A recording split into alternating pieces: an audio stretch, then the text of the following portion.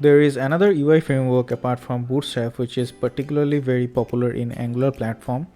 This is Angular Material. In this video, we are going to talk about the features of Angular Material and how you can install and use this UI framework in your application. Let's get started.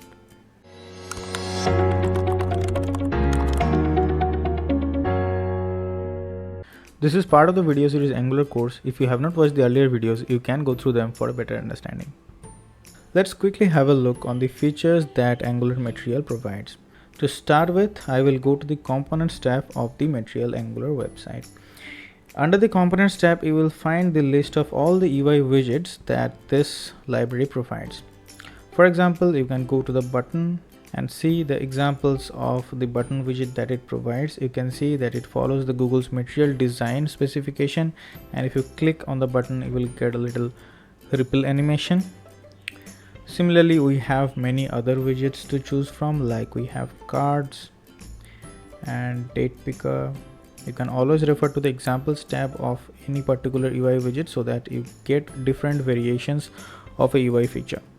And as you can see, these are really stylish UI features. Let's try to install this in our application. For that, I will again go back to the home page.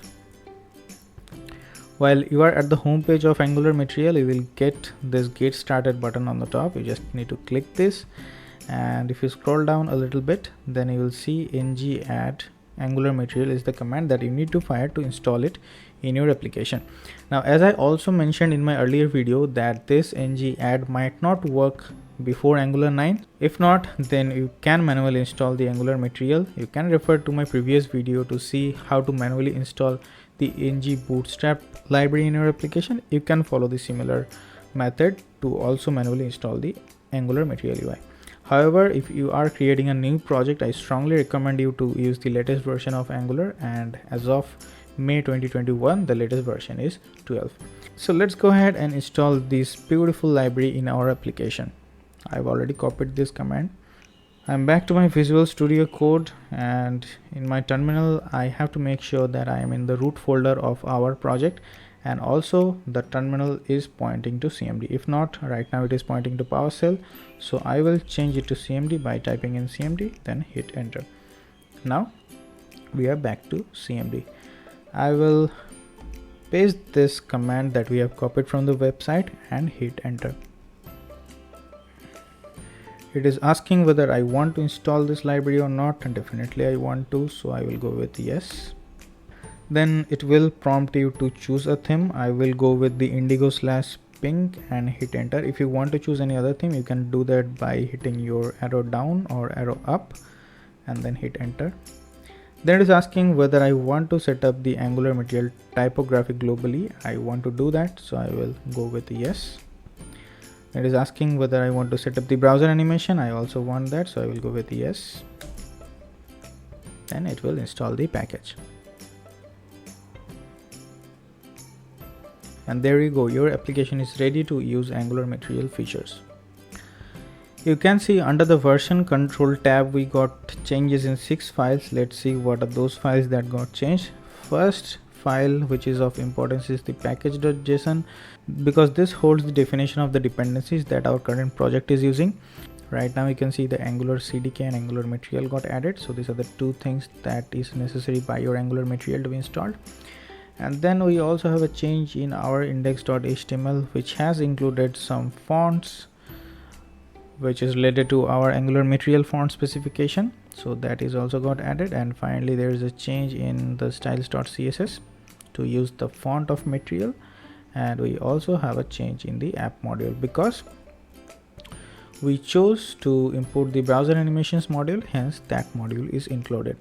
But you will notice one strange thing: there is no Material related module that got imported, and from your previous learning you know that if you do not import a particular module, you won't be allowed to use that feature. But the thing is, if you go back to the installation page and then scroll down a little bit, you will see they have a heading display a component. So if we want to use a component provided by Angular Material, then we have to follow this step, which says that if you want to display the slider, for example, then you have to import the mat slider module separately. So what Angular Material has done, it has divided all its component into separate modules so that your application uses only those modules on which your application is dependent on. For example, you want to use the button but you don't need the date picker, then you don't have to overload your application with the dependency. You just can import the button and get away with it. So Angular Material do not give you a centralized dependency or module to import, but it has divided the components into multiple modules. So let's import some of the modules and see how we can use them in our application. You can head back to the components, and for example, you want to use the button, you have to go to the buttons documentation and you have to click on the API tab. Here you will see what is the prerequisite for using this button component. First, you have to import the mat button module from @Angular Material button. So I'm going to do that. I will also include the semicolon, copy it, and I will import it here. Then I will also include the mat button module inside our imports array.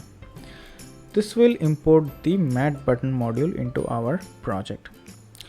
Let's go back to the documentation page again and look for some examples. You can scroll down and click on this little angle bracket icon, which will show you the underlying code. I will just copy a section of the code from here to here and then copy it.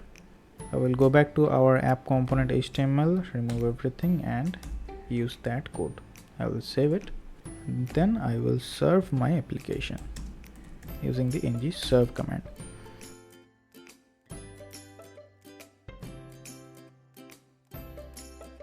Our application is running, so let's go back to our browser and go to the localhost.